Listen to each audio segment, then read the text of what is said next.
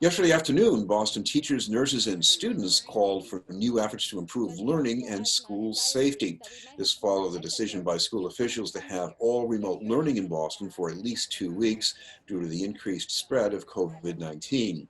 The head of the Boston Teachers Union, Jessica Tang, said there's a need to improve remote learning, especially for students with high needs, but also more safety measures for school buildings and staff. We know nothing can replace in-person learning. It's what we're trained to do. It's what we know is best. We know it's best for a lot of our high-need students. We know it's best for a lot of our early education students, or particularly our little ones who learn through play and social interaction.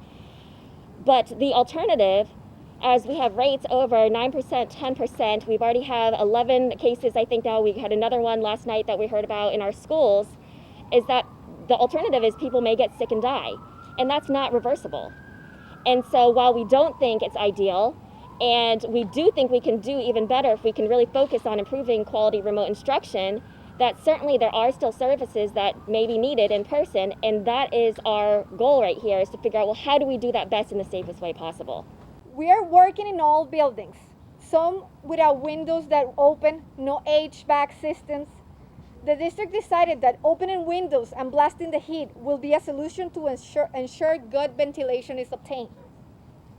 But this won't work for HIP students, our highest needs students. What if those students have asthma or sickle cell anemia? As the cold weather has arrived, we will have to open the windows. These students will go into pain crisis and asthmatic crisis for sure.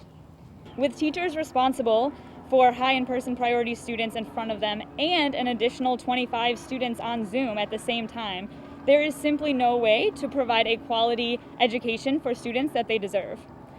Therefore, we need flexible staffing so that teachers can be dedicated to teaching only those high in-person priority students in safe spaces.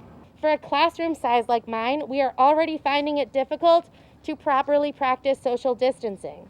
When you account for all the related service providers necessary to support and educate my students, we often can have upwards of 15 individuals in one small room at the same time.